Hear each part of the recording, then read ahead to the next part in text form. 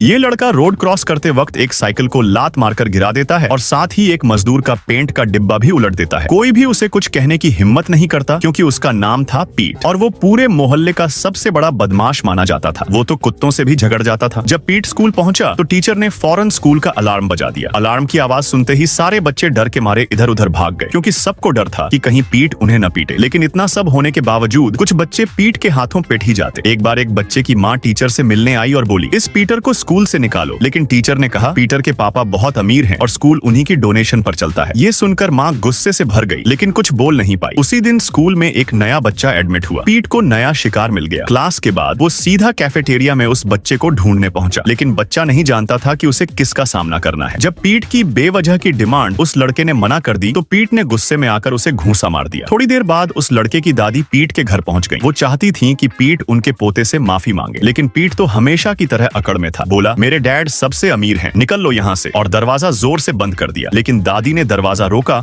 और कुछ मंत्र बड़बड़ाने लगी। तभी आसमान काला पड़ गया और बाहर से ऐसी तेज हवा चलने लगी कि पीट डर के मारे दरवाजा बंद करके अंदर भाग गया। अगली सुबह जब पीट ने आईने में खुद को देखा तो वो चौंक गया। उसका शरीर अब किसी छोटे बच्चे जैसा हो चुका था। वो जैसे ही बाहर निकला, हर वो इंसान जिसने कभी उससे बदला लेना चाहा था उस पर टूट पड़ा। यहाँ तक कि एक कुत्ता भी उसे दौड़ा दौड़ा कर काटने लगा। स्कूल पहुंचते ही जिन बच्चों को वो पहले सताता था उन्होंने उसे घेर लिया। सब बदला लेने को तैयार थे। उसी वक्त वो लड़का आया जिससे पीट ने पहले बदतमीजी की थी। उसने गुस्साए बच्चों को रोका। फिर पीट चुपचाप उस लड़के के पीछे पीछे उसके घर चला गया। जैसे ही उसने दादी को देखा तो फौरन घुटनों के बल बैठ गया। रोते हुए माफी मांगने लगा और बोला, प्लीज मुझे फिर से पहले जैसा बना दो। दादी ने उसकी सच्चाई देखी और लड़के की नजरों से इशारा मिला तो वो दोबारा मंत्र पढ़ने लगी। कुछ देर बाद रिचुअल पूरा हो गया। दादी ने कहा, कल सुबह तक तुम फिर से पहले जैसे हो जाओगे। पीट खुश हो गया, लेकिन दादी ने बस मुस्कुराकर देखा। अगली सुबह सच में पीट फिर से पहले जैसा बन गया, लेकिन जैसे ही खुद को देखा फिर से उसके चेहरे पर वही घमंडी और बदतमीज एक्सप्रेशन लौट आया। वो तमतमाते हुए बाहर निकला, एक बार फिर दुनिया से बदला लेने के लिए। रास्ते में उसने फूलों के बगीचे को कुचल डाला, लेकिन तभी पीछे से किसी ने आवाज दी, पीट। वो पलटा तो देखा वो आदमी उसका अपना बाप था। सच तो अब सामने आया। शाप सिर्फ उसके शरीर से नहीं, उसकी किस्मत से भी जुड़ा था। अब उसका अमीर परिवार सब कुछ खो चुका था और उसके पापा अब एक मजदूर बन चुके थे। फिर उसके पापा ने कहा, चलो काम में हाथ बटाओ। तो इस कहानी से हमें एक बात सीखनी चाहिए, कभी किसी को दुख मत दो, क्योंकि कर्म लौट कर जरूर आता है।